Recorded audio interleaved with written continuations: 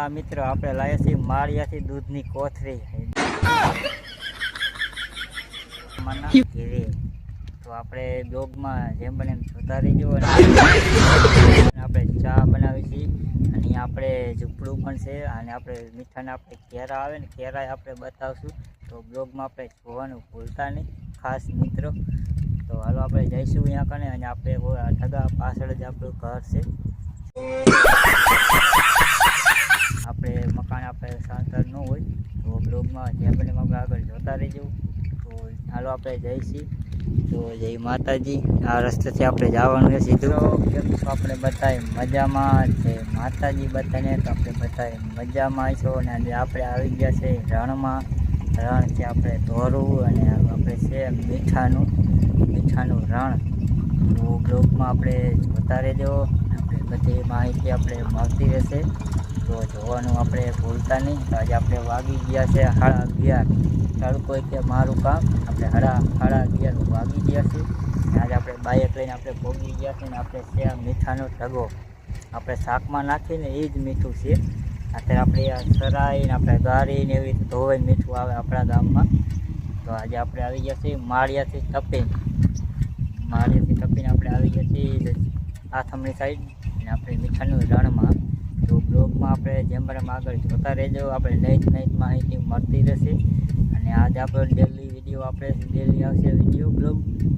આપણે છેલ્લી 5 વાગે. તો 5 વાગે ડેલી બ્લોગ વિડીયો આવશે. તો જોવાનું આપણે ભૂલતા નહીં. નવા બ્લોગ આવશે. અને આ છે આપણે મીઠાનો ઢગો. આપણે સાયણો આપણે કેમાં રેતીનો સાયણો હોય એવી રીતે ઢગા છે આ રીતે. અને આપણે જઈશું જો આ રીતે આપણે મીઠાનું રણ છે. જોઈ શકો છો. જો મીઠાનો ઢગો આ રીતે જો એમાં મીઠાની શરીર આવે છે. જો આ રીતે જો એમાં. તો બ્લોગમાં આપણે જોડે રહી જવું. જેમ આ છે આપણે દરિયો મીઠાનો ખારા પાણીનો. મીઠું પાણી તો આપણે છે નહીં. દરિયામાં તો ખારું હોય, મીઠું ક્યાં લેવા જવું એ માટે. તો બ્લોગમાં જેમ બને એમ આપણે જોડાઈ રહી જવું.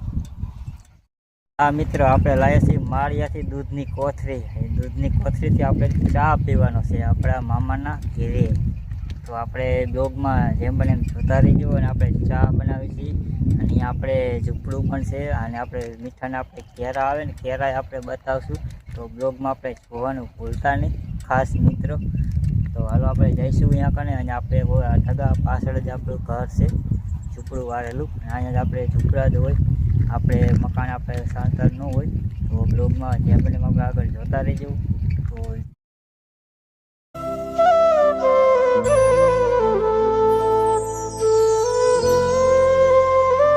હાલો મિત્રો આપણે પહોંચી ગયા છીએ મીઠામાં અને મીઠું પણ પાકી ગયું છે. તો આજે આપણે બ્લોગમાં જોતા રહેજો. નહીં તો આપણે નવો બ્લોગ આવશે.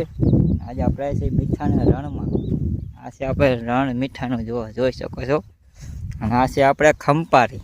આનાથી આપણે મીઠું ભેગું કરવાનું.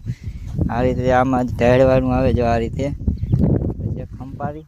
આ રીતે આ બધા તો એમ કે દંતારા. આપણે કંઈક ખંપારી. આપણે ખેડૂતમાં આપણે ખંપારી જ વાપરીએ એટલે ખંપારી કહી. અને આ બાજુના બધા કે દંતારાની. જો આ રીતે. તો આવી રીતે મીઠું પણ પાકી ગયું છે. કે જેને કોઈને આપણે લેવું હોય તો આપણે કોમેન્ટ કરવી અને આપણે મીઠું પણ મોકલાવશું. જો આ રીતે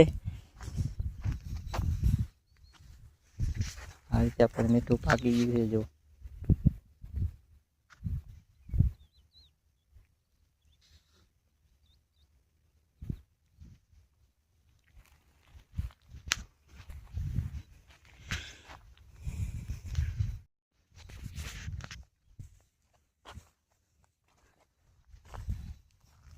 આ ખવાય ખાવાનું આવે બરાબર. ગાંગડા જેવું હે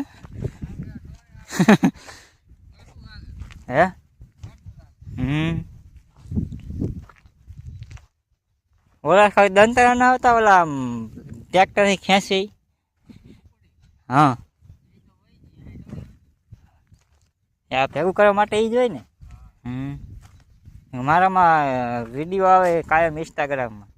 2-3 વાર ખંપાઈથી ને આમ ઢેકરથી આમ ઢહેડે બધું મીઠું. હે હા ઉપડી.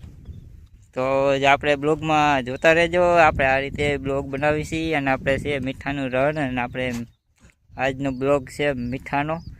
આપણે મીઠું છે